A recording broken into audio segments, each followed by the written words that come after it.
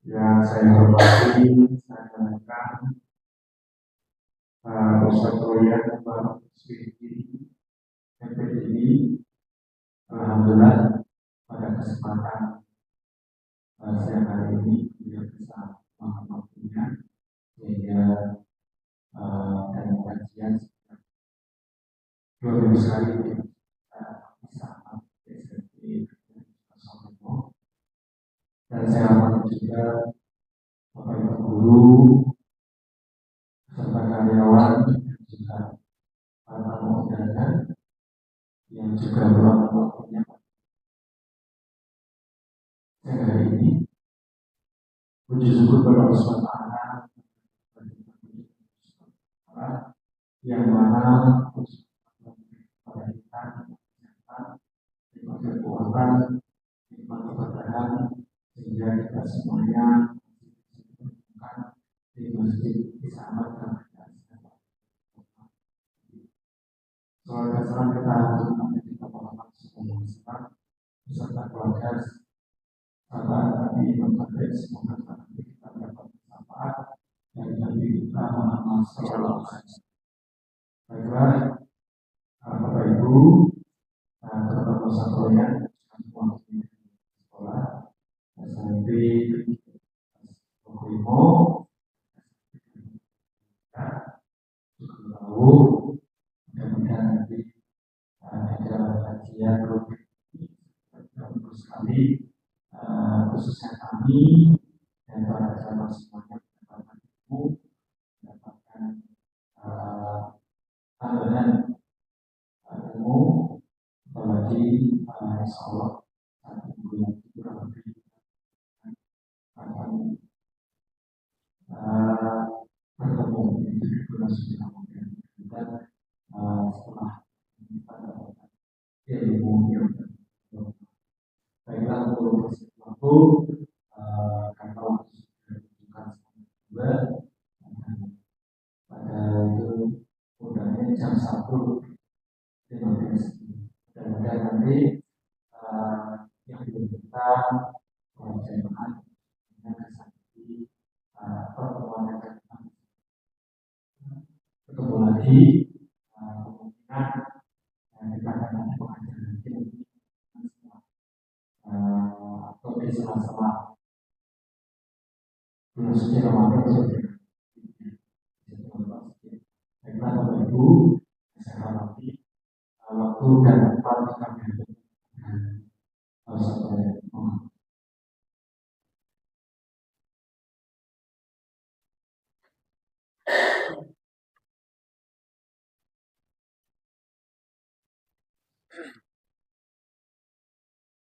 Kalau berdiri nyampe.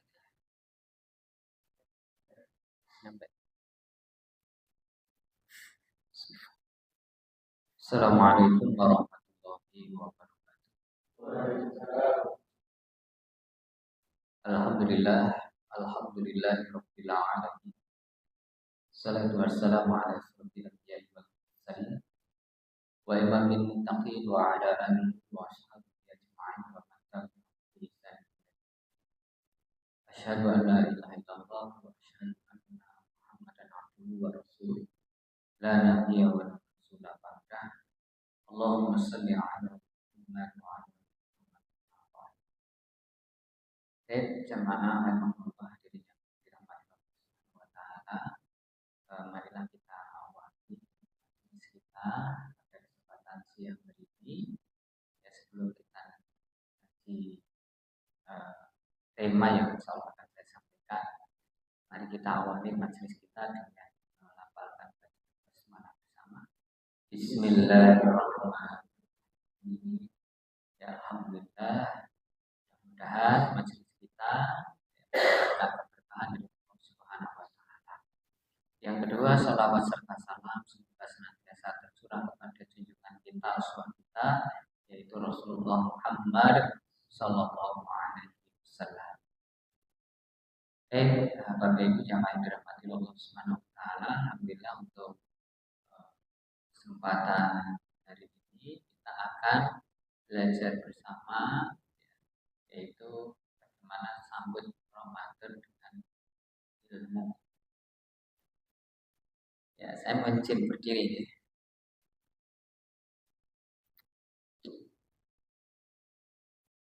Baik, di bulan Ramadan ini nanti insya Allah kita akan eh, menjalani berbagai aktivitas amaliyah. Yang mana tentunya amaliyah yang kita lakukan di bulan Ramadan, kita meyakini bulan Ramadan itu berbeda dengan bulan-bulan yang lain. Ya. Bulan Ramadan ini banyak sekali kemuliaan, banyak sekali hal yang nanti akan diperoleh ya, bagi kita hamba-hambanya yang senantiasa taat kepada Allah Subhanahu wa taala. Ya, untuk menyambut bulan yang penuh mulia, menyambut bulan yang penuh keberkahan. Ya, tentunya kita harus mempersiapkan dengan ilmu, ya kan?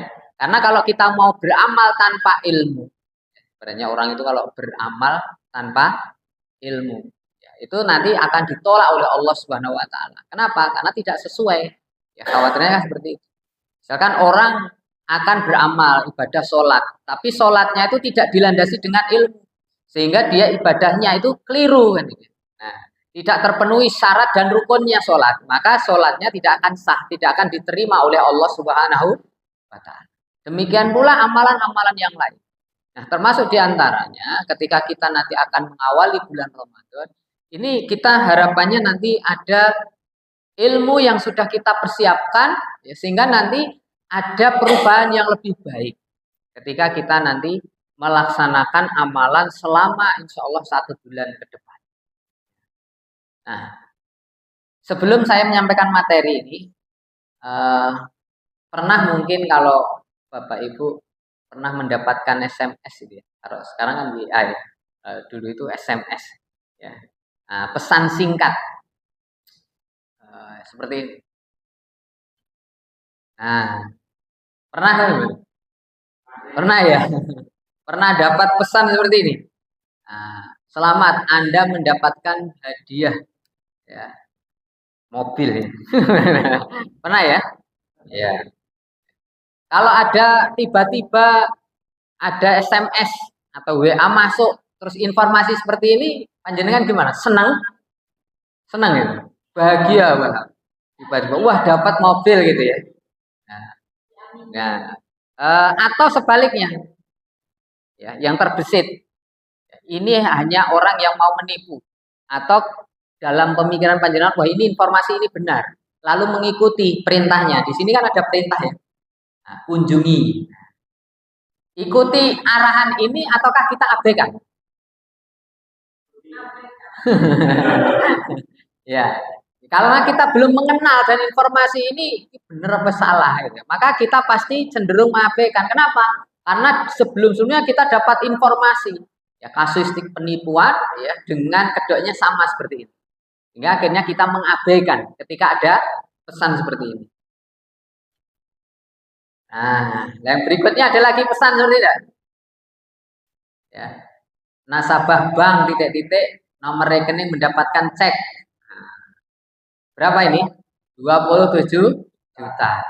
Ya, jadi Mas Wanto pulang dari Surabaya ya, nyambut gawe ten mriku teko ngomah angsal kiriman WA. Ya, atau SMS. Selamat mendapatkan uang. Berapa ini? 27 juta. Lalu diminta untuk cek. Nah, PIN Anda ini sekian-sekian ini kunjungi. Kalau ada pesan seperti ini sekali lagi tentunya kita karena terbiasa mendengar informasi-informasi tentang penipuan. Ketika seperti ini langsung dalam pemikiran kita nggak percaya. Ora mungkin orang apa-apa dodolan ya ora, gitu. Muamalah yang lain juga tidak kok tiba-tiba ditransferi duit itu likur yuto. Maka kita tidak akan percaya. Karena tidak percaya kita tidak melakukannya. Karena tidak meyakini maka kita tidak mengikuti arahan itu. Ya, karena informasinya ini diragukan atau bahkan kuat dugaan kita ini adalah penipuan. Kadang juga dapat informasi seperti ini. Nah, pernah ya, saya itu pernah dapat informasi mirip seperti ini, bahkan pernah ditelepon gitu, nangis-nangis gitu ya, minta dikirimi pulsa. Nah, ini Bapak sedang di kantor polisi ya, ngurusi kecelakaan ya. Nah, dikirim seperti ini. Ya, minta kiriman pulsa. Ini adalah contoh informasi yang ketiga. Yang tentunya kalau kita itu mengetahui ada informasi seperti ini, ya, kita tentunya tidak akan melakukannya. Walaupun ini kelihatannya ini memelas informasinya. Ya, mesak nih gitu ya. Kok yo guru saya ketewu loh, masa yo rata transfer kan gitu ya. Nah, ini kan perkara yang kadang ada yang akhirnya mengikuti tapi terkena penipuan. Ada yang karena sudah mendapatkan informasi ini adalah delik penipuan, maka dia tidak mengikuti arahan itu. Ya, jadi ini adalah basicnya informasi. Nah, berikutnya ini ada informasi juga. Nah, ini informasi ya ini. 3 informasi pertama tadi, terus ini informasi yang keempat. Informasi yang keempat ini apa? Syahrul Ramadan alladzi unzila fihi al-Qur'an hudal linnas ya wa bayyinatin minal huda wal furqan. Bulan Ramadan adalah bulan yang di dalamnya itu diturunkan Al-Qur'an. Jadi informasi ini menyampaikan bulan Ramadan itu yang mana di dalam bulan Ramadan itu diturunkan Al-Qur'an. Sebagai petunjuk bagi manusia ya, untuk membedakan antara yang hak dengan yang batil. Untuk membedakan yang benar dengan yang salah. Itu fungsi Al-Quran. Dan Al-Quran itu diturunkan pada bulan Ramadan. Informasi ini tertera dalam Quran Surah Al-Baqarah ayat 185. Bagaimana panjenengan menyikapi informasi ini? Sama dengan 3 informasi sebelumnya atau beda? Beda. Kenapa kok beda? Sama-sama informasi. Ya kan? Sama-sama informasi. Yang tadi juga jelas Pak, 27 juta, ya jelas itu. Iya kan? Mobil Nissan, ya jelas. Gitu ya. Nah, jelas sumbernya. Sumbernya dari mana? Al-Qur'an. Kalau tadi juga jelas sumbernya, ada nomor HP-nya di atasnya. Ya, ya. Ya, ini kaitan dengan bagaimana kita menyikapi informasi. Nah, sehingga kalau kita itu akan menjemput bulan Ramadan, maka kita di sini ada amalan-amalan yang mana diinformasikan di bulan Ramadan ini ya dilipat gandakan amalan itu. Nah, itu disampaikan ya di dalam Al-Qur'an juga. Nah, kadang kita pun kalau menunggu bulan Ramadan itu berbeda dengan ketika kita itu menunggu sesuatu hal yang lain. Tanyakan umat Islam itu ya. Pun pernah ngerasa nih menunggu. Nek nunggu niku apa yang dirasakan kalau nunggu rakyat teko-teko? Yang dirasakan apa? Jengkel, mangkel ya. Jenuh. Apa lagi? Ini kencane jam 1 ngasih setengah loro. Ya, wow, Pak Sigit ndek ingat nek jemaah dugi napa mboten gitu ya. Udah. Ya, undangan jam 13 lebih 15 ini sudah jam sekian gitu ya. Ini pemateri sudah datang gitu ya. Ya, panitia itu kalau menjadi panitia memang kadang seperti itu. Ya. Nah, menunggu itu kadang membosankan. Ya, ketika kita itu menunggu apapun. Ya, kalau menunggu itu membosankan. Terus kadang kita itu merasa menghabiskan waktu. Sidik-sidik ngindak ijam. Padahal gur lagi 2 menit ngindak ijam meneh. Wis suwi ngene ya kan? Kenapa? Karena dia bosan dan seolah-olah menghabiskan waktu. Wah ngerti yo nggak daripada nyangkrus seneng kene gitu ya. Nek ngomah tak nggo nyuci entek sakbak. Ya gitu. Ya kan kadang kan seperti itu. Ada dongkol gitu ya. Nah, seolah-olah ini ngapain enggak ada gunanya tengok-tengok ning kene gitu. Yang awalnya dari rumah semangat, ketika menunggu, semangatnya itu hilang. Ganti mangkel gitu. Nah, terus kadang juga ini kesel, jengkel gitu ya. Nah, terus kadang juga ini bete. Nah, itu adalah ketika kita itu menunggu. Kenapa? Karena yang kita tunggu itu sesuatu yang belum pasti, sesuatu itu yang ibaratnya kita itu tidak merasa bahwasanya nanti akan menggembirakan hasilnya gitu ya. Ya, kita itu menunggu sesuatu yang tidak pasti. Sehingga muncul rasa seperti ini. Nah, mungkin dari panjenengan ada yang pernah menunggu peristiwa seperti ini. Oh, Mas Wanto kok guyang-guyang. Ya. Nah, adanya peristiwa seperti ini, menunggu. Ya, pun pernah menunggu. Kita semua pernah merasa kan, menunggu ketika kita itu sudah melamar seorang wanita, ya, terus ditetapkan, wah besok tanggal 20 Syakban akan dilaksanakan ijab kabul. Nah, ketika itu baru mau masuk bulan Syakban. Wis dihitungi tanggal 1, tanggal loro kan gitu ya. Kenapa?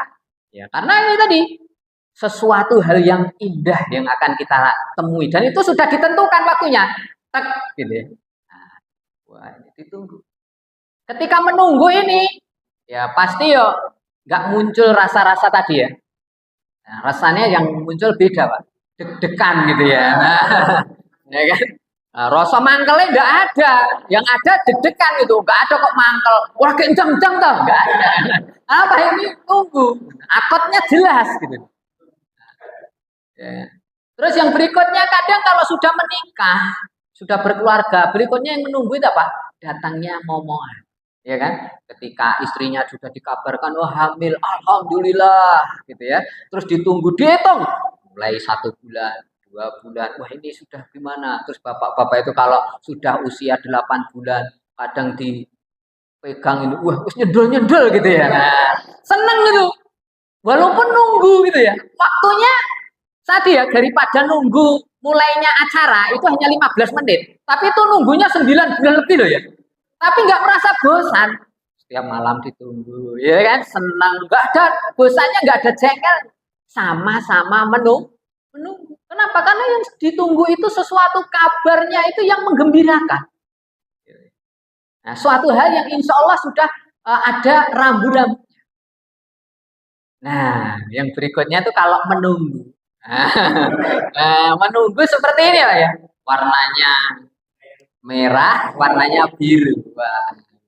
Makanya kalau kerja, ya, wah iki wis wayah tanggal. Kalau di bangunan gitu kerja di proyek itu dinone meh setu gitu ya. Wah, nunggu nek setu niku wis semangat gitu ya. Nah, kenapa? Karena ini menunggu. Walaupun menunggu seneng. Ya. Walaupun ibaratnya, wah ngapunten nggih niki radi telat. Weh, gitu ya. Kenapa? Karena uang. Ya gitu. Iya kan? Tidak ada kejenuhan, tidak ada mangkel, tidak ada dongkol. Kenapa? Dia sabar menunggu. Apalagi seperti ini. Ya. Ini ketika kita itu sudah akan dibelikan mobil oleh orang yang sudah pasti. Ya. Sudah pasti dibelikan mobil. Nanti dikirim mobilnya. Ya sudah, itu kita tunggu. Nah, ketika menunggu itu pasti rasanya itu berbeda-beda perasaannya. Ada yang senang, ya kan? Ada yang gelisah, ya kan? Ada yang deg-degan kan gitu ya. Nah, ini adalah ketika kita itu menunggu sesuatu hal. Nah, pertanyaannya, ketika kita itu menunggu hari bulan yang penuh keberkahan, yaitu apa? Bulan Ramadan. Panjenengan ada perasaan apa? Ketika seminggu lagi insya Allah, ya 8 hari lagi tiba hari yang penuh keberkahan, bulan yang penuh kemuliaan. Kira-kira rasanya no? Posai urung wis lebarane gitu ya. Atau malah gelisah. Wah, poson. Wah, tarwean gitu ya. Itu kan perasaan-perasaan itu muncul ya tergantung pada mindset pemikiran yang ada. Ya kan? Perasaan itu sangat dipengaruhi oleh mindset pemikiran yang ada pada diri kita. Sehingga kalau kita itu meyakini bahwasanya bulan Ramadan itu adalah bulan yang penuh kemuliaan, maka akan menunggu. Maka para sahabat itu ketika menunggu bulan Ramadan, itu nunggunya itu sudah ditunggu betul-betul, dipersiapkan betul-betul sejak 6 bulan, bahkan 7 bulan yang lalu. Nah, kalau kita mungkin nggak jauh beda atau sama. Oh iya, nggak jauh beda atau sama, sebetulnya sama ya.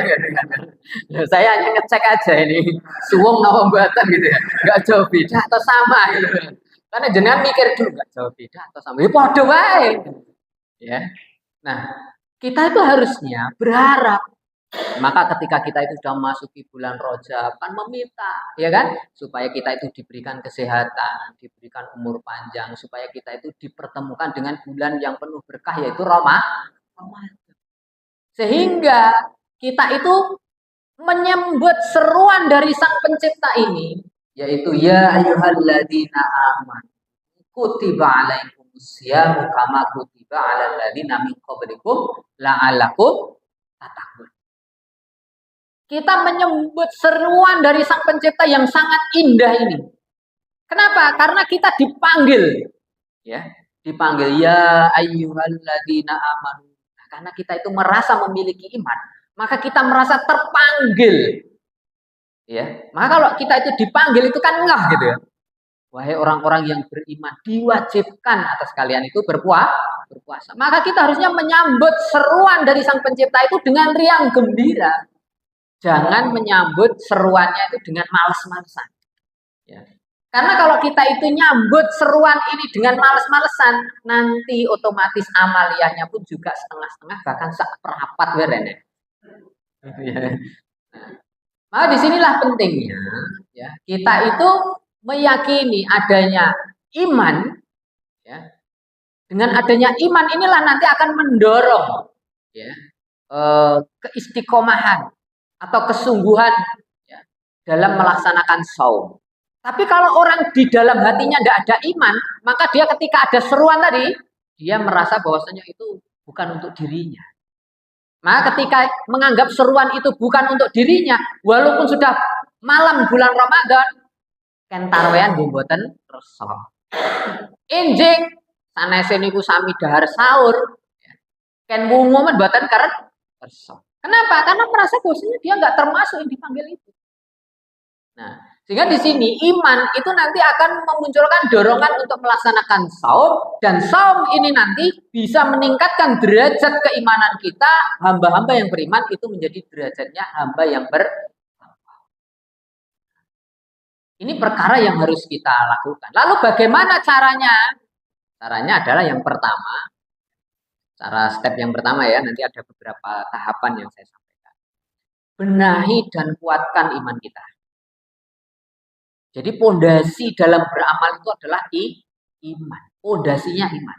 Jadi ibaratnya masjid ini, ruangan ini, pondasinya itu ya, yang paling bawah. Kalau pondasinya saja tidak kuat, maka menyangga bangunan juga nggak akan kuat. Maka kalau seseorang itu imannya itu lemah, akidahnya itu lemah, maka dia juga tidak akan bisa menjalankan syariat itu dengan istiqomah. Maka kita harus meningkatkan kualitas keimanan kita. Nah, untuk apa kita itu hidup, itu harus senantiasa kita munculkan dalam mindset pemikiran kita. Karena kalau kita itu menjalani kehidupan sementara kita tidak tahu tujuannya mau kemana, ya, itu seperti orang yang bawa mobil, ya, nyetir mobil sudah angkatan, mobil sudah terjreng, ya, terus ditanya, "Tembundi Pak?" Wis pokoknya mlaku-mlaku ini ayo. Ya kan gitu ya. Nah itu pasti yang ikut penumpangnya ini bingung, iki piye kagok nyanti kan gitu ya. Jadi apalagi kalau membawa rumah tangga. Rumah tangga ditekok ibu, Pak niki ajeng pundi Pak niki Pak. Wis nyanti-nyanti lho Bune. Nah, gitu ya. Nah, sama ketika kita itu mau beramal, tentunya kita itu harus tahu tujuan. Mengapa kita itu berpuasa? Kan harus tahu alasannya. Mengapa kita berpuasa? Mengapa kita itu harus bangun pagi untuk sahur? Mengapa kita itu harus bangun malam untuk qiyamul lail? Kenapa kita itu harus capek-capek tilawatil Quran? Kita harus tahu bahkan tujuan hidup kita itu untuk apa. Maka dalam ayat ini, ya, dalam surah Az-Zariyat ayat 56, Al-Quran itu telah menjawab, wa ma khalaqtul jinna wal insa illa liya'budun. Bahwasanya tidaklah aku menciptakan engkau, jin dan manusia, illa kecuali liya'buduni.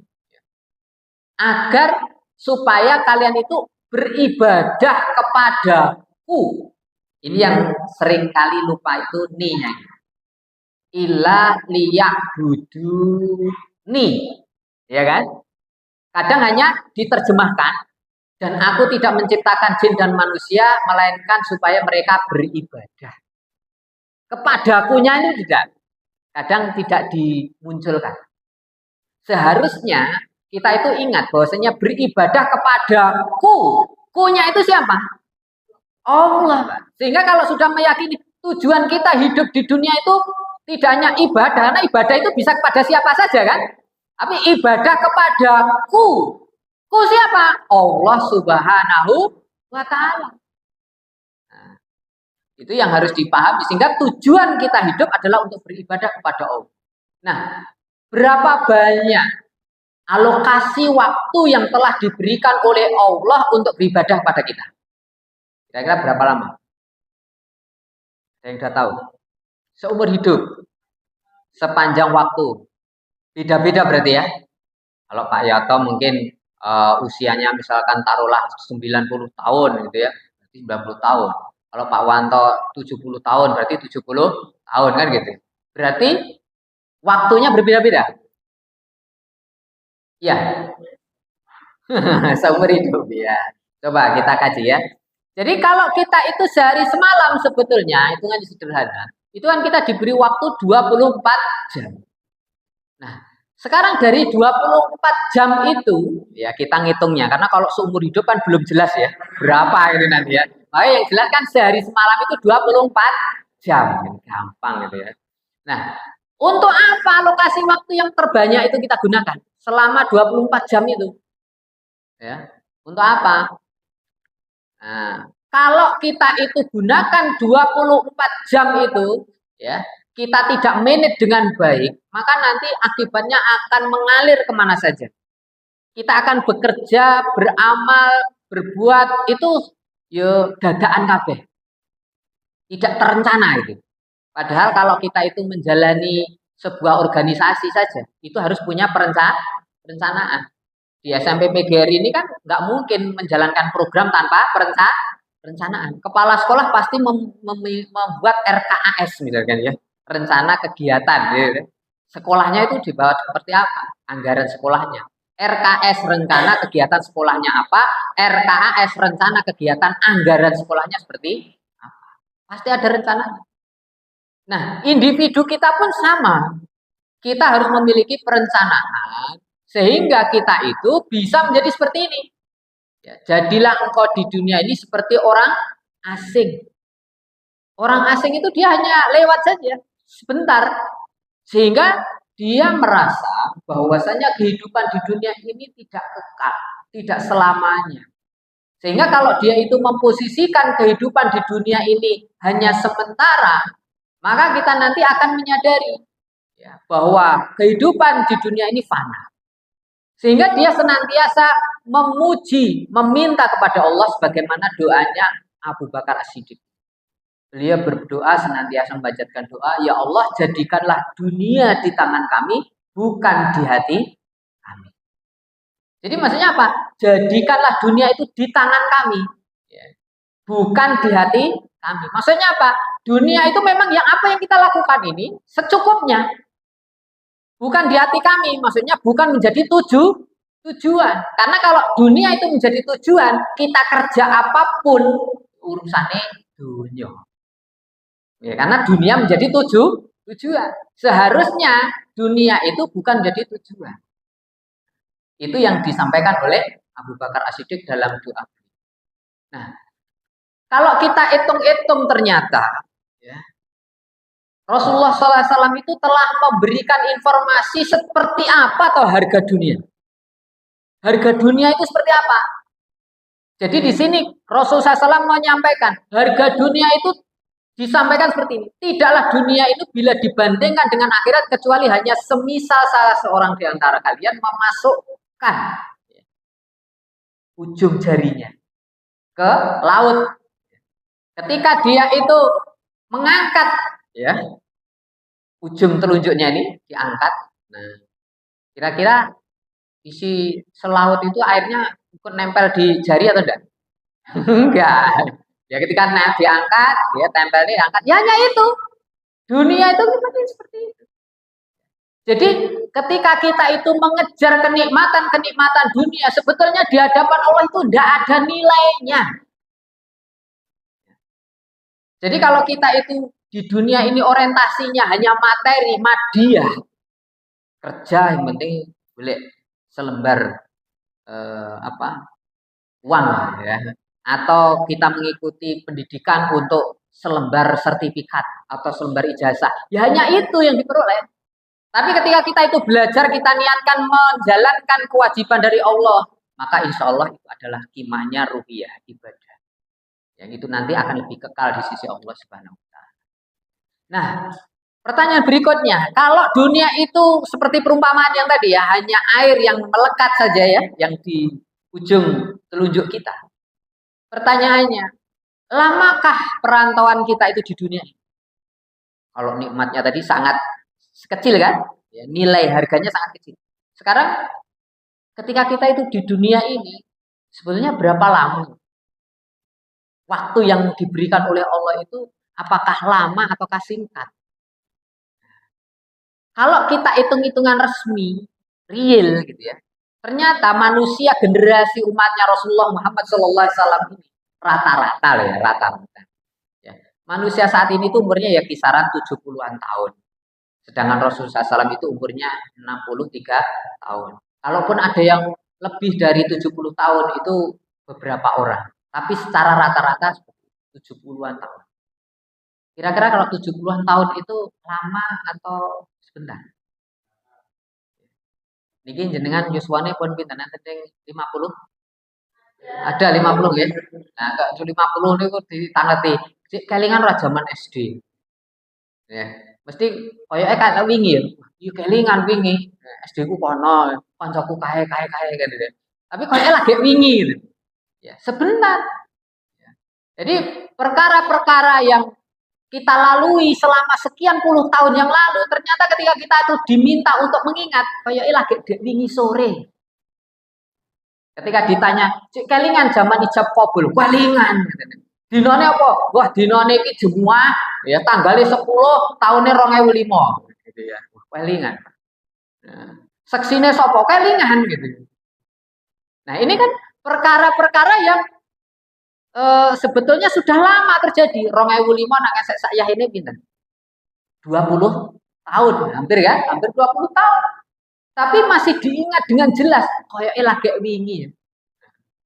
Jebule anake dhewe wis kuliah kan gitu ya. Nah, itu kan perkara yang sebetulnya sudah berjalan sekian waktu tapi kita menganggap kita ini sebentar, terasa baru sebentar.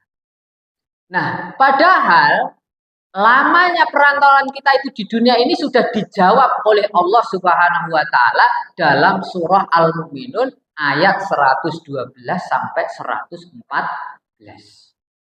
Nanti bisa jenengan cek dibuka di dalam ayat 112 sampai 114. Bahkan kalau yang agak ini lagi sampai 116. Nanti dibuka di tafsir Ibnu Katsir. Di dalam tafsir itu dijelaskan, kelak setelah Allah memutuskan hamba-hambanya siapa yang layak masuk jannah, ada yang sebagian masuk neraka. Lalu Allah menghampiri penghuni jannah. Ditanya dulu, berapa lama, berapa tahun engkau hidup di muka bumi? Lalu mereka itu menjawab, penghuni jannah itu menjawab, yauman au ba'da yaum. Kami itu merasa hidup di dunia, di muka bumi itu seperti hanya sehari au ba'da yaum, atau hanya setengah hari.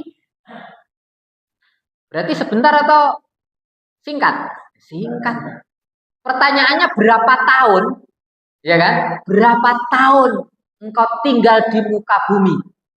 Jawabannya, ya, yauman au ba'da yaum. Saya itu merasa tinggal di muka bumi itu hanya sehari atau setengah hari. Maka Allah melanjutkan ya, jawabannya yaitu beruntunglah engkau. Karena kesabaranmu, ya, engkau bisa mendapatkan ridhoku, rahmatku dan jannahku dengan waktu 1 hari atau setengah hari. Lalu setelah itu Allah menghampiri penghuni neraka dengan pertanyaan yang sama. Di dalam ayat ini nanti bisa panjenengan buka. Berapa tahun engkau hidup di muka bumi?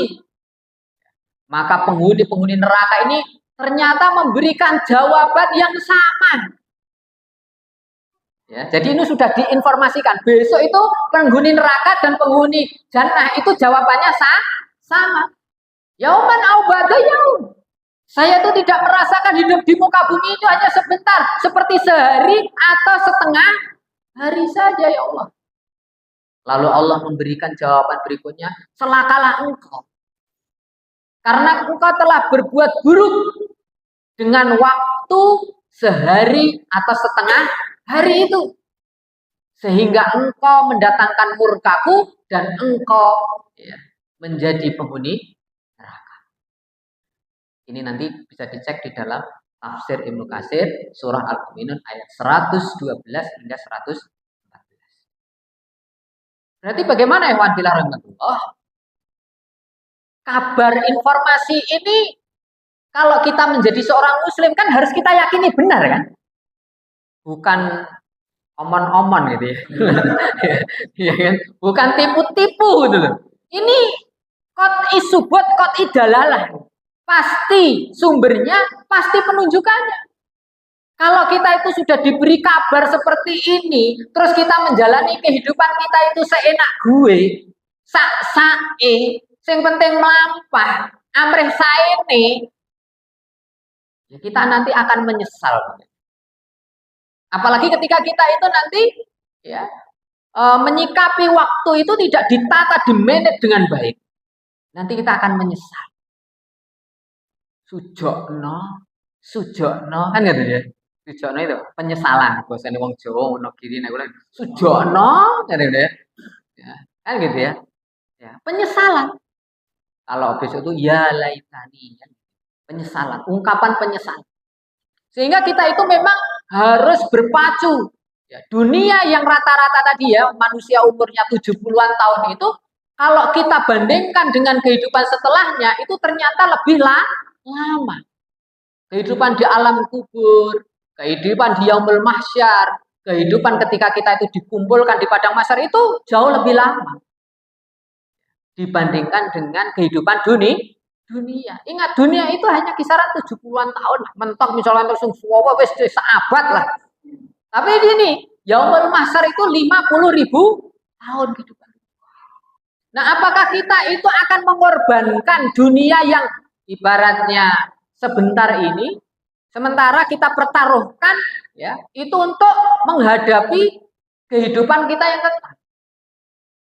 Jangan sampai kita sekali lagi menjalani kehidupan kita itu hanya mengalir seperti air tanpa tujuan. Kita atur dengan sebaik-baiknya. Nah, setelah kita itu dikumpulkan di padang mahsyar, nanti dihukumi oleh Allah, ditetapkan ada penghuni neraka, ada penghuni surga, ada ahlul jannah, ada ahlul nar.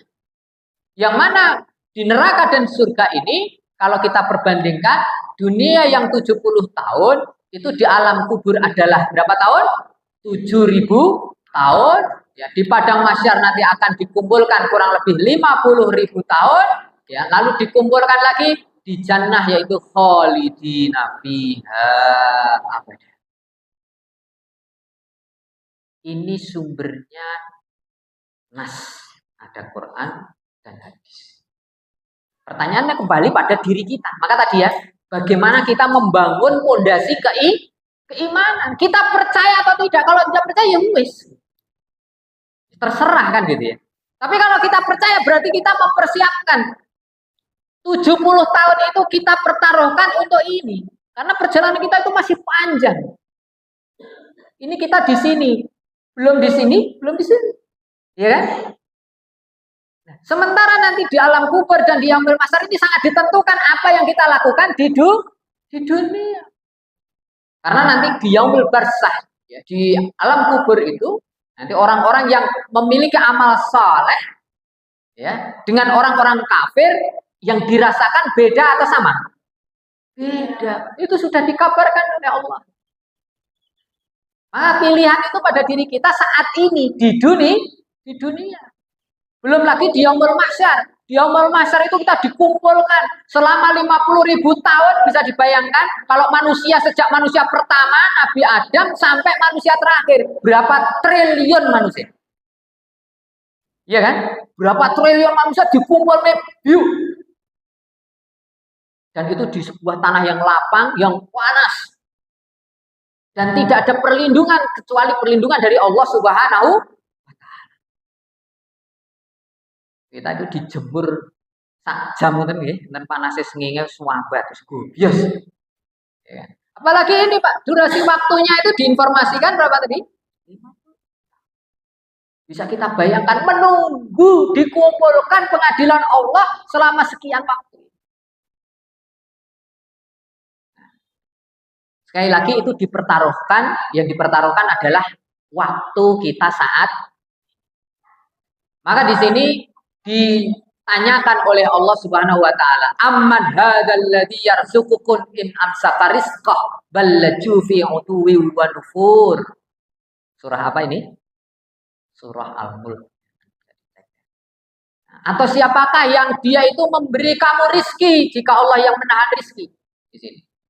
Sebenarnya, maka terus-menerus dan kesombongan yang menjauhkan diri kalian. Jadi kalau ada manusia itu yang tidak yakin dengan apa yang dikabarkan oleh Allah, ya, dia itu sombong. Kalau sudah tidak percaya dengan Allah yang memberikan informasi tadi, terus dia mau percaya kepada siapa? Padahal yang memberi rezeki dia itu adalah Allah Subhanahu wa taala. Lalu di sini ayat yang berikutnya, orang-orang yang takut kepada Robnya, ya, dialah nanti yang akan diberikan ampunan oleh Allah Subhanahu wa taala, dan dialah nanti yang akan diberikan rizki yang melimpah, rizki yang berlipat ganda. Dan insya Allah kita sebagai orang yang beriman tentunya merasa takut ya ketika kita dibacakan ayat-ayat Allah yang itu berhubungan dengan siksaan. Dan kita akan senantiasa roja, berharap ya ketika kita itu dibacakan ayat-ayat yang itu diinformasikan adalah kemuliaan, kemenangan, bahkan adalah kebahagiaan. Itu tadi step yang pertama ya. Step yang pertama tadi apa yang harus kita lakukan untuk menjemput Ramadan? Apa tadi poin yang pertama? Bukan, ini kan step kedua. Yang pertama tadi, iya, perkuat iman ya. Ini step kedua ya. Jadi step yang kedua adalah setelah kita kuat imanan kita, maka step yang kedua adalah pahami hukum seputar Ramadan. Setelah iman kita kuat, ya, iman sudah kuat, kita ngaji, dipahami ilmu-ilmu seputar Ramadan. Ya, kita kenal bulan Ramadan itu apa, keutamaan bulan Ramadan itu apa. Nah, keutamaan puasa dan bulan Ramadan ini sudah disampaikan banyak sekali nas. Salah satu adalah nas yang panjang ini ya, bagaimana ketika Allah Subhanahu wa taala itu memerintahkan untuk berpuasa. Yang mana Allah Subhanahu wa taala itu telah menyampaikan di dalil hadis Bukhari Muslim, semua amal perbuatan ya, itu sebetulnya ditentukan ya, sangat dipengaruhi. Nah, tetapi yang menilai langsung itu ketika puasa itu langsung Allah Subhanahu wa taala. Balasannya langsung dari Allah Subhanahu wa taala. Yang tahu persis balasannya seperti apa itu hanya Allah Subhanahu wa taala, termasuk dalam ibadah puasa. Lalu yang berikutnya adalah ini saya lewati. Nah, ini ada informasi bahwasanya Allah Subhanahu wa taala telah menyiapkan surga itu ada sebuah pintu yang disebut dengan Ar-Rayyan. Pintu ini hanya khusus untuk hamba-hamba Allah yang rajin berpuasa, yang istiqomah melaksanakan puasa. Itu telah dikabarkan. Kalau kita itu ingin masuk ke dalam pintu ini, berarti kita itu harus menjadi ahli atau orang-orang yang istiqomah menjalankan saum. Dan besok itu pintu-pintu itu akan memanggil kita. Oh, dan itu nggak akan mendustai, itu nggak ada dusta itu ya. Jadi besok itu. Jadi kalau orang yang rajin berpuasa dipanggil, yuk, nih lewat pintu Ar-Rayyan. Yang rajin sodako nanti lewat pintu yang lain. Yang dia itu sudah ada pintu yang lain. Sehingga kalau kita itu saum, ya, maka kita mendapatkan keutamaan ya, di antaranya adalah tadi dimasukkan oleh Allah Subhanahu wa taala dalam satu pintu khusus tadi. Ya. Lalu yang berikutnya, puasa dan Al-Qur'an itu akan memohonkan syafaat. Jadi kita kan ada ayat Quran yang kita baca, maka ayat-ayat Quran yang kita baca itu besok akan memintakan syafaat untuk kita. Demikian pula saum. Ya, di sini dalam hadis riwayat Ahmad disampaikan, puasa dan Al-Qur'an akan memohonkan syafaat bagi seorang hamba pada hari kiamat.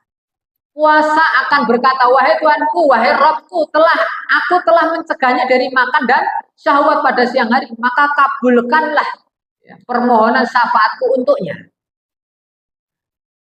Kalau sekarang kita itu mendapatkan informasi ini, kalau kita tidak beriman, mungkin jawaban kita opo yo, ya, mosok kok iso ngomong, Amalia iso ngomong, Amalia ora ketok wujute wae pahala kaya apa ora enek. Ya kan? Nah, itu kalau ngomong dengan orang yang tidak beriman. Maka tadi pondasi kita harus keyakinan dulu. Ketika kita itu keyakinan sudah terbentuk, ya, maka nanti amal ibadah yang disampaikan oleh Allah Subhanahu wa taala ini akan menjadi motivasi bagi kita. Nah, lalu yang berikutnya, doa itu dikabulkan. Maka salah satu doa yang tidak ada hijab, tidak ada batas penghalangnya, itu salah satunya adalah doanya orang yang sedang berpuasa. Doa yang tidak, ibaratnya tidak tertolak, ya, tidak ada hijab, itu satu orang yang sedang didolimi, yang kedua itu ketika orang itu sedang berpuasa. Maka keutamaan puasa itu salah satu ini. Maka akan sangatlah rugi ketika kita itu banyak sekali permintaan, banyak sekali masalah, tetapi kita itu tidak mau berpuasa. Nah, kalau kita itu lagi banyak masalah, nek wong Jawa ini kon tirakat kan. Gitu. Nah, tirakat ini loh poso kan. Kenapa? Ini tadi. Tapi ketika sebagai seorang muslim kan puasanya harus mengikuti syariat. Sehingga kalau panjenengan itu lagi banyak masalah, ya, itu salah satunya tipnya itu adalah berpuasa. Terus ketika berpuasa, dongo. Waktu yang mustajab, ba'da asar. Kan gitu ya. Nah, itu kan sudah ada informasi-informasi ya. Nah, tinggal kita mau enggak gitu. Itu tadi keutamaan puasa. Nah, sekarang keutamaan Ramadan itu apa? Ya, di sini banyak sekali keutamaan Ramadan yang ini sering mungkin Bapak Ibu sudah mengulasnya. Jadi banyak sekali keutamaan di bulan Ramadan. Kalau tadi kan keutamaan puasa, ini keutamaan Ramadan. Mengapa kok kita itu bergembira ketika menyambut datangnya bulan Ramadan? Karena bulan Ramadan ini berbeda dengan bulan-bulan yang lain. Banyak sekali keutamaan. Dan ini yang mengkabarkan langsung Allah dan Rasul. Sehingga kalau kita itu menjadi orang yang beriman, harusnya meyakini bahwasanya keutamaan di bulan Ramadan yang sedemikian banyak ini, kita harus meraihnya. Jangan sampai bulan Ramadan lewat, yo lewat. Nah, maka kalau kita itu berbicara tentang puasa, ketika kita itu berbicara tentang sholat, ketika kita berbicara tentang tilawatil Quran, di lain bulan Ramadan dengan di bulan Ramadan, dilipat gandakan lebih banyak di bulan Ramadan. Itu contoh ya. Ketika tiba malam pertama bulan Ramadan, maka setan-setan dan jin-jin itu dibelenggu oleh Allah Subhanahu wa taala. Sehingga manusia itu dengan ringan melangkahkan kakinya ke masjid. Dengan ringan membuka mushaf Qur'annya. Dan kalau kita merasakan ya memang benar. Kalau selain bulan Ramadannya sholat jemaah ke masjid itu kayak abut. Sehingga masjid itu paling hanya 2 orang, kadang 3 orang. Tapi kalau bulan Ramadan, urasa diundang-undang, urasa diworo-woro nih, ya. Langsung woro dhewe kan gitu ya. Sholat jamaah. Di bulan Ramadan biasanya itu kan lomba-lomba untuk menghatamkan Quran. Berapa kali khotam? Ya, yang 2 kali, 3 kali, 5 kali kan gitu ya. Nah, tapi selain bulan Ramadan, biasanya berat Pak. Jangankan khatam sekali Pak, 1 bulan. pirang jus ngoten lho. Nah, gitu. Ini berarti apa yang dikabarkan Allah Subhanahu wa taala ini benar.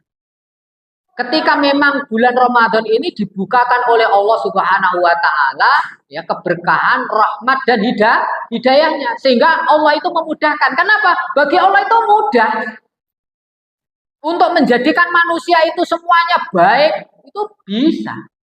Tapi kan Allah tidak seperti itu tujuannya. Allah ingin menguji manusia itu mana yang beriman, mana yang bertakwa. Ya kan? Lalu yang berikutnya, kalau kita itu sudah tahu keutamaan puasa, kita sudah tahu keutamaan bulan Ramadan, maka selanjutnya kita harus bersiap menyambut datangnya bulan Ramadan tadi. Bagaimana caranya? Nah, ini ada tip yang saya bagi. Yang pertama adalah untuk tahap yang ketiga ini kita membuat target istimewa untuk meraih derajat takwa. Jadi direncanakan. Ini kan masih bulan Sa'ban ya, kisaran tanggal 22 ya. Nah, 22 Sa'ban. Masih kira-kira ya 7 harian lah, seminggu lagi. Kita harus persiapkan nanti mulai dari malam pertama. Jadi nek merencanakan itu jangan malam pertama yang itu aja. Ya. Dari malam pertama bulan Ramadan itu nanti mau ngapain gitu. Ya, malam pertama bulan Ramadan itu apa yang akan saya lakukan? Kira-kira saya mau meraih apa? Itu direncanakan. Dikomunikasikan. Dikomunikasikan dengan siapa? Dengan diri kita sendiri, dengan pasangan kita, dan dengan Allah Subhanahu wa taala. Saya ulangi ya. Direncanakan lalu dikomunikasikan. Dikomunikasikan dengan siapa? Dengan diri kita sendiri, dengan pasangan kita, dengan Allah Subhanahu wa taala. Pertanyaan mungkin jenengan kok dikomunikasikan kali pasangan barang iki apa to ta? Apa itu? Ya. Saya beritahu, Pak. Jadi dengan diri kita sendiri kan azam ya, komitmen. Nah, kita buat komitmen, kita komunikasikan. Saya ada komitmen. Terus dengan pasangan kita, komitmen itu kita sampaikan ke istri kita. Oh ini saya punya komitmen seperti ini, saya gitu. Nah, gitu ya. Saya gitu ya. Terus gimana? Nanti bulan Ramadan saya punya target ini. Nanti kalau saya kendu, tolong digitik. Oh ya siap gitu ya. Dikomunikasikan. Nah, berarti istri pasangan kita itu kan besok akan kita ajak masuk ke dalam jannah kan? Jadi istri kita harus kita beritahu. Kita kan besok pengen ngumpul di jannah nih, ya. Masuk jannah kan harus ada bekalnya. Ya oke. Kalau bekalnya saya mau nyiapkan ini bulan Ramadan kita siapkan ini. Siap. Nah, dibuat komitmen. Maka nanti ketika kadang suaminya capek, istrinya mengingatkan. Katanya mau masuk jannah bareng-bareng gitu ya. Nah itu kan harus diingatkan motivasi. Itulah fungsinya ya supaya ada tawasobil haq, tawasobis sabar antara pasangan kita dengan istri kita, istri dengan suami itu harus matching gitu ya. Ojo mlaku dhewe-dhewe. Wis kono ngamalmu dhewe, aku ngamal dhewe. Piye gitu ya. Nah, harus dikomunikasikan. Yang berikutnya dikomunikasikan dengan siapa? Allah Subhanahu wa taala. Maksudnya komunikasikan apa? Meminta. Ya Allah mudahkanlah komitmen niat saya ini untuk meraih ridho-Mu. Kan gitu ya. Nah, karena apapun yang kita rencanakan kalau Allah nggak ridho, bakalan kelakon. Kan nggak lagi? Nah, sehingga itu tadi pentingnya komunikasi dengan diri kita, komunikasi dengan pasangan, komunikasi dengan Allah Subhanahu wa taala. Buat targetnya.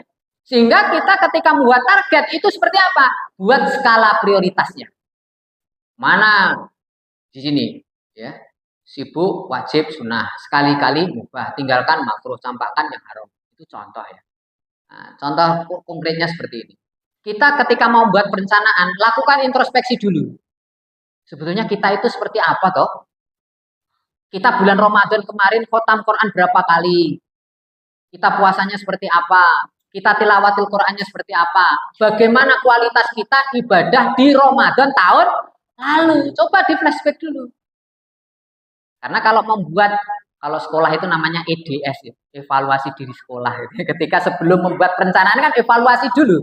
Tahun kemarin seperti apa? untuk pijakan membuat perencanaan tahun berikutnya. Nah, diri kita itu ketika mau membuat perencanaan ini, contoh ya, nah ini contohnya. Puasa sebulan penuh pasti targetingnya.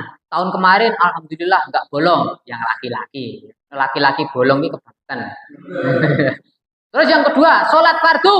Wah, semoga saja bisa sholat fardu. Ini harus dirubah, harus sholat fardunya berjamaah. Terus sholat taraweh. Wah, kadang-kadang sih bolong-bolong ya tahun ini. Ini besok harus dibuat komitmennya, ya, terjaga. Terus ini menghatamkan Al-Quran, ya, itu berharap bisa 2 kali khotam. Ya, itu dirubah redaksinya, jangan berharap gitu ya. Nah, kita targetkan harus ada komitmen 3 kali khotam. 3 kali khotam berarti kalau ada 30 hari berarti 10 hari khotam sekali kan gitu. Iya kan? Nah, terus komitmennya berapa? Setiap hari berapa juz? Ditarik. Jadi membuat perencanaan itu yang logis, realistis. Jangan membuat rencana yang tidak logis dan tidak realistis. Nah, ini. Terus kalau tidurnya biasanya ba'da subuh tidur, ini nanti Ramadan tidak tidur. Ya, lah terus ngapain? Ya tadi ngaji, gitu ya. Tilawatil Quran untuk ngejar supaya 3 juz. 3 juz. 3 kali khotam. Nah, ini kan perencanaan harus punya targeting. Sehingga kalau kita itu sudah membuat targeting, kita itu harus mengejar amalannya itu yang istimewa, jangan yang biasa. Jangan biasa-biasa saja. Karena kita kan ingin tempat kita nanti besok di tempat yang istimewa kan? Gini. Pengennya tempat kita di akhirat kan istimewa. Mosok tempatnya istimewa, apa yang kita lakukan amalnya biasa-biasa, tidak berbanding lurus. Maka kita itu harus melakukan amalan-amalan yang istimewa supaya nanti hasilnya istimewa, tempat kita pun juga istimewa. Nah, contohnya seperti ini. Nah, ya, jadi kalau kita itu sering banyak tidurnya ketika Ramadan, kita harus rubah ini. Ya. Wah, Ramadan itu tidur ibadah loh. Saya masih dijawab itu loh ya. Ketika saya menjelaskan seperti ini, ada yang masih jawab. Wah, kan tidur ibadah tak? Iya, gitu. Tapi masa tidur terus kemarin 1 bulan puasa tahun kemarin tidur, ini masa tidur terus kan tidak ada grafiknya. Jadi kita itu kalau rata-rata grafiknya kemarin itu 1, setelah Ramadan harusnya Ramadan berikutnya itu rata-rata jangan 1, poinnya dulu ya. Tahun kemarin rata-rata nilainya 1. Tahun ini ya naik lah, rata-rata nilainya 2. Sehingga harus ada amalan istimewa. Terus yang berikutnya misalkan, ini kalau amalan biasa, ya ketika di angkutan umum, kalau sekarang kan jarang angkutan umum ya, tapi insya Allah sebentar lagi angkutan umum masih, karena jalur kereta api yang dibuka ya, Solo Wonogiri Jogja itu akan dibuka. Besok lumayan rame, teng Jogja cepet, Solo nggih, cepet ngirit. Ya. Nah itu. Mungkin kalau jadi dari Wonogiri sampai Purwantoro itu Transjatengnya jadi dibuka, Rp2.000 kono, Rp4.000 langsung walah. Neng Solo mawon nggih arek Jogja wae. Ini neng Jogja, neng Jogja. Kita kembali ke sini. Tapi biasanya kalau di tempat umum itu kan sambil nunggu biasanya aktivitas ya. Ya. Aktivitasnya kalau zaman dulu sok buka komik, baca. Kalau sekarang kan diganti WA, sok diganti game kan gitu ya. Aktivitas loh kalau kita di tempat umum kan kita melihat. Coba panjenengan sempatkan pas Care Free Day itu ya di Wonogiri alun-alun, terus jenengan duduk atau berdiri sebentar lihat orang tua orang-orang yang di situ dominan ngapain. Ya. Terus nanti ke sentral umum lagi ya di rumah sakit. Yang nunggu-nunggu pasien itu dominan ngapain gitu. Ya lah. Terus nanti ya kan setelah itu kembali sedikit bergeser ya ke tempat yang umum juga, publik juga ya. Misalkan di halte bis ya, sebelah Wonogiri sebelah sini ya. Nah, ketika dia nunggu itu ngapain juga. Bahkan ketika orang itu ya dia itu di tempat-tempat strategis itu dia ngapain. Nah, kita harusnya lebih cerdas. Jangan sampai kita biasa. Kalau dilakukan oleh orang banyak kan biasa gitu ya. wah biasa lah, itu amalan biasa. Nah, sehingga kita itu harus melakukan amalan yang luar biasa, yang istimewa. Nah, ini contoh. Saya tidak nyindir yang ngerokok. Ya, tapi kita berbicara logis dan realistis. Ya. Nah, ini kan kalau kita teliti secara logis, itu kan seperti ini. Uang sekian. Sekarang satu Pak itu kan ya ada yang 10.000, 12.000, itu yang paling murah loh ya. Ya, saya nggak ngerokok, jadi saya nggak hafal. Saya kemarin tanya-tanya, wah enten rokok, anu tat ini ilegal, 10.000-an. Tapi padahal diajak ngomong orang ngerti loh kok ilegal kalau ilegal. Tapi intinya apa? Intinya apa? Ya, kalau kita berbicara orientasi akhirat, ini orientasinya akhirat loh ya. Kalau dunia wis tarik ulur lah, ini debatable. Ya, khilafiyah. Kalau dunia urusannya itu dunia. Tapi kalau urusannya akhirat, kira-kira wis yang mendatangkan manfaat untuk akhirat mana? Yang mana ini? Nah, ya kan? Sama-sama mentasarufkan mengeluarkan uang 20.000, yang satunya dibakar ini, walaupun nikmat Pak, tapi nikmatnya kan dirasakan di dunia. Terus ketika ini ditasarufkan untuk anak yatim dengan ikhlas, sama-sama ikhlas Pak, tuku rokok ya ikhlas, leh ngesep ya ikhlas, wah ikhlas Pak. Ya, sama dengan ini Pak, ditasarufkan, ya kan? Ikhlas juga. Kalau kita berbicara orang yang cerdas dan orientasi kita itu akhirat tadi, istimewa kira-kira, yang bisa mendatangkan kemaslahatan untuk jangka panjang di akhirat ya Pak? Itu yang jawab jenengan, saya nggak berani jawab. Ya, kita berpikir saja. Ini saya hanya mengajak. Lalu yang berikutnya, ini terakhir ya. Nah, ini juga sebetulnya ini bukan hanya masalah nominal. Bukan hanya masalah nominal, tapi pada itikot itu yang paling ini ya, paling besar kimahnya, nilai, niatnya.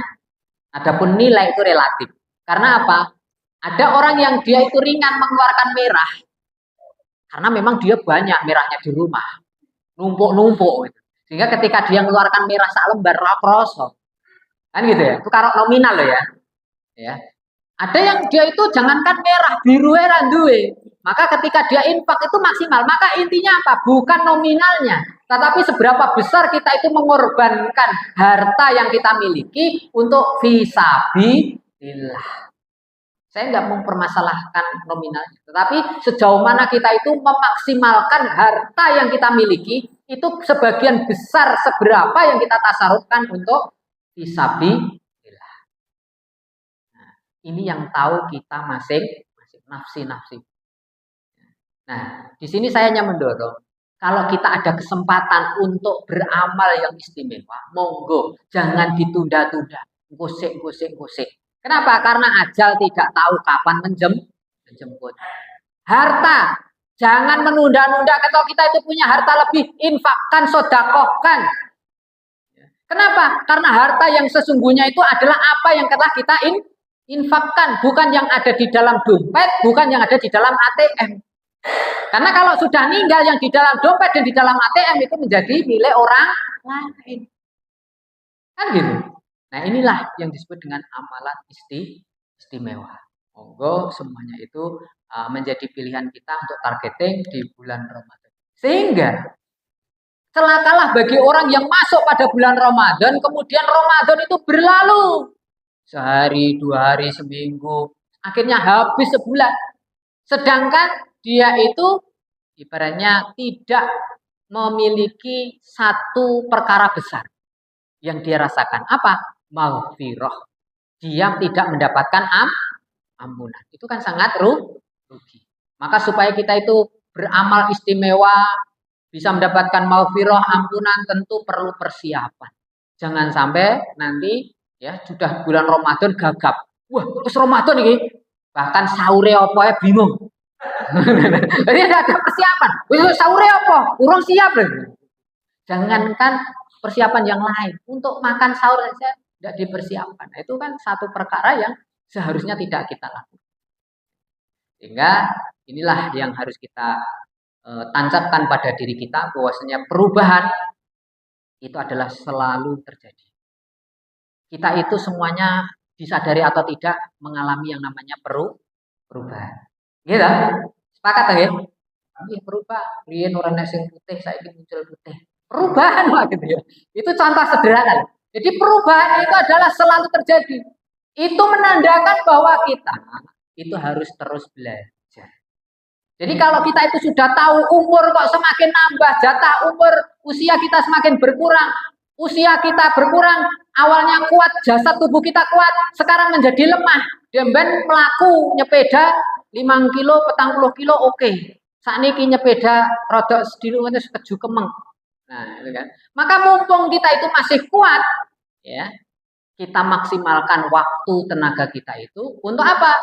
Untuk beribadah kepada Allah, untuk bertolakul ilmi, ya, apalagi kita mendekati bulan Ramadan, mari kita fastabiqul khairat, berlomba-lomba dalam kebaikan. Demikian yang bisa saya sampaikan. Ada kurang lebihnya mohon maaf. Aku lupa dan astagfirullahaladzim. Assalamualaikum warahmatullahi wabarakatuh.